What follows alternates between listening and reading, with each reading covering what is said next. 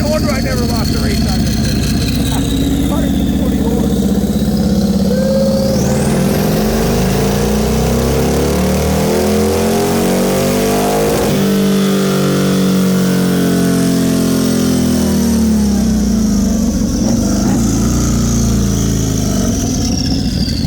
Hell yeah. 141.83 rear wheel horsepower. That is effing fast. 141 horsepower. You're not gonna find any naturally aspirated Harley that's gonna stick with this thing on the street. You know, 150 cubic inches or something. What, this thing is an absolute dream bike. That, hey, no wonder my 2022 Lowrider ST seems like a toad compared to this thing. And that's got 96 rear wheel horsepower with the stage 1 kit on it, the 117. This thing's 141 horsepower. And look at the torque curve on this thing. Freaking unbelievable. Yeah, that's a nice looking power curve too. It makes power right to red line. What are your thoughts, man, mechanic? Well, I figured this bike had 80 stock and the turbo was going to give it 40, so I said 120. I'm impressed. Well, we had actually, you weren't part of the build series on this. We had this done by George Serjowski, the man, they call him the horsepower man from Maroney Harley-Davidson. He's probably one of the premier, not probably, he is one of the premier twin cam builders, and he went right through this whole engine. The whole top end's been done. It's got a Screaming Eagle, high compression, a Screaming Eagle forged piston with the headwork done on it, and a TS 150 cam. What else did he do to it? Oh, he did the cam plate. It's all part of the build series. We video documented the whole thing. He did the cam roller bearings. It's got the Screaming Eagle oil pump. It's got a brand new fuel pump in it. And this turbo, once the engine was done, I bought it up to Maroney Harley-Davidson on their dyno, and it was 102 rear wheel horsepower. Then we had Trask themselves install the turbo on here. I had the intake engraved with the number 1. So Trask did the turbo, they did the mapping, they set the whole turbo setup up on it. It's on point. 141 freaking horsepower. Now this is a CVO Dyna. This is a really rare bird. They only made, I think the production stats were like, I forget, I think it was like 600. They made them in red and blue, so it might have been 300 in red, 300 blue. I have to look that up, but this is all CVO Dyna.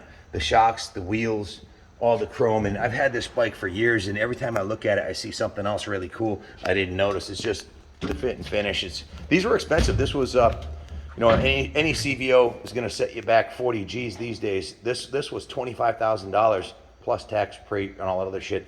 Probably 27.5 out the door in 2007, almost 30 G. So quite a bit was put into it between the turbo and the engine work. We put 12.5 into the engine, so right around $40,000 tied up in this bike. It looks like it's brand new. The paint is absolutely stunning. There's no scratches anywhere on it. It's never been dropped, and it's absolutely freaking beautiful. And did I mention it hauls ass? How's the fuel to air, Jeff? Fuel to air is linear. It's spot on. I mean, whoever mapped it did a nice job too. So this thing is dialed. It's about as good as it's ever gonna get, huh? Yeah. Like my dad used to say, if you're not happy right now, you'll never be happy. You know, they advertised, and the guys from Trask told me they expected 35%, around 35% more horsepower. So they're one of the few companies that under promise and over deliver, because 102 to 141.2, that's I have to do the math, but I think that's closer to 40%. Yeah. Well, I would say that was a good investment for sure. Look at the quality of this thing. Fit and finish, the paint job. This came with inverted forks right from the factory.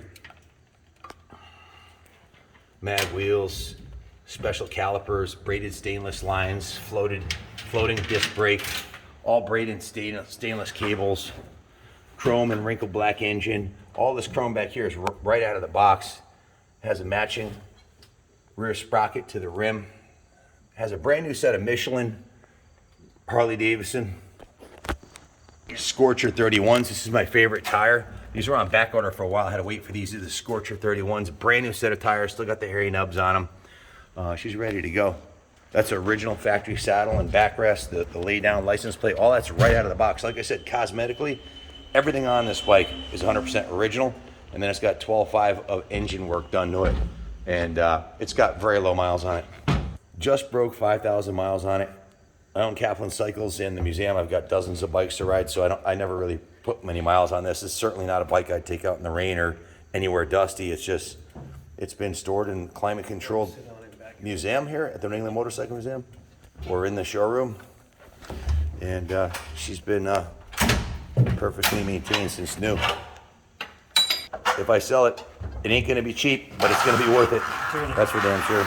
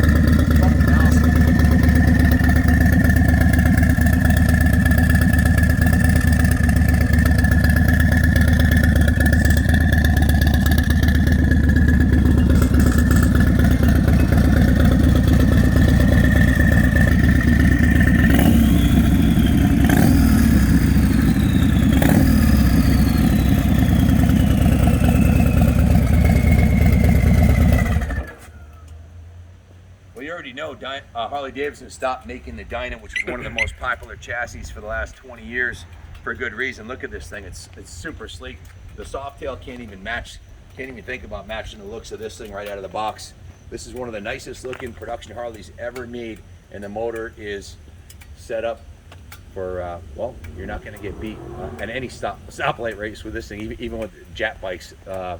It's got a lot of torque and a lot of horsepower. I own the shop. It's been over maintained. It's been waxed, and it's got more wax on it than the candle. The oil's been changed a half a dozen times with 5,000 miles on it. The thing's absolutely freaking perfect. If you're looking for the nicest Dyna, one of the nicest Dynas in the country, well, pull the trigger, because this one's going to be gone quick if I don't change my mind and take it down off eBay. I don't have to sell it, but we just bought a new semi, and that's going in for paint. We got a 53-foot stacker. I got to come up with 40 G's for the paint job and the wrap for it. So I'll let this go, but it's not going to be cheap, but it's going to be worth every penny. It's the best there is, and it's got the best of everything. Thanks for watching. God bless Harley-Davidson, and God bless America.